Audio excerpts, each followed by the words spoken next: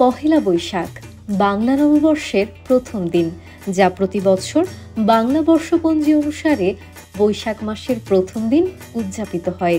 এই দিনটি বাঙালি সংস্কৃতি ও ঐতিহ্যের প্রতীক। পহেলা বৈশাখ মানে রঙের ছোঁয়ায় প্রাণের উৎসব।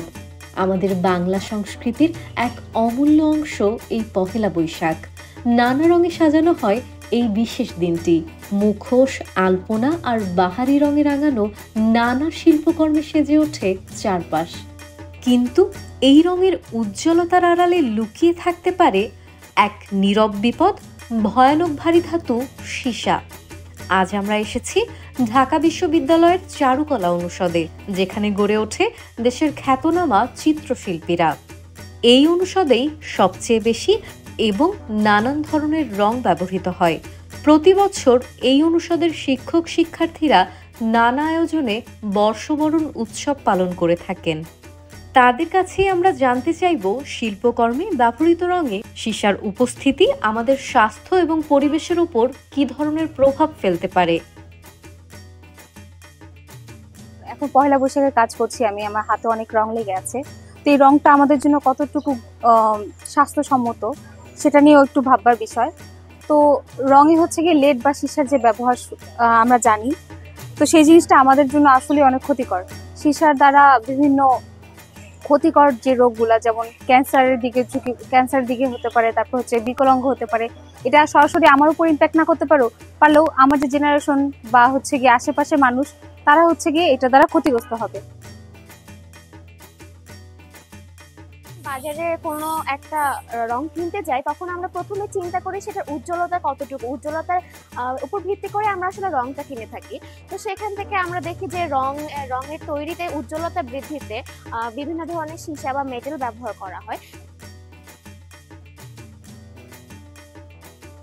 অ্যাক্রিলিকটা অনেকটা প্লাস্টিকের মতো। অ্যাক্রিলিকের খুব সামান্য পরিমাণে এনভায়রনমেন্টে একটু পলিউশন হয়, কিন্তু তেল রংটা একটু ইস্যু তৈরি করে, যেহেতু তেল রঙে লিনসিড অয়েল ব্যবহার করা হয়। এইটা আসলে মানুষের শরীরের জন্য একটু বিষাক্ত। তো একটা রং আছে ফ্লেক হোয়াইট। ফ্লেক হোয়াইটটা পুরোপুরি সীসা নির্ভর। প্লাস্টিক পেইন্টের মধ্যে অনেক রকমের ভ্যারিয়েশন আছে। ব্র্যান্ড ভেদে সীসার পরিমাণ হয়তো এক একটাতে এক এক রকম হবে। তো আমরা চাই এর বিকল্প কোনো কিছু আসুক, এবং বিকল্প অবশ্যই রয়েছে এবং সেটা অবশ্যই সহজলভ্যভাবেই আসুক। বিকল্পটা অবশ্যই আমরা অ্যাকসেপ্ট করব, কারণ আমরা যেহেতু রঙের কাজ করি এবং এটা টাচে আমরা যেহেতু সব থেকে বেশি থাকি, এটা সব থেকে বেশি ক্ষতিকর আমাদের জন্য এবং সাধারণ মানুষদের জন্য ক্ষতিকর। তো এটার বিকল্পটা যদি আসে, এটা আমাদের সবার জন্য অনেক স্বাস্থ্যকর হবে।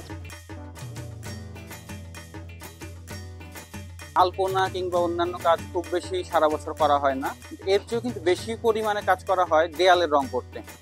আমরা যদি পুরো রংটার এই ইন্ডাস্ট্রিটাই যদি চেঞ্জ করতে পারি, এখান থেকে যদি আমরা লেডটা সরাই দিতে পারি। আর যেহেতু দেয়ালের রংটা মানে আমাদের জন্য খুবই এসেনশিয়াল একটা জিনিস, আপনি কংক্রিট তো বাইরে ফেলে রাখতে পারেন না কোনো রকম কোটিং ছাড়া।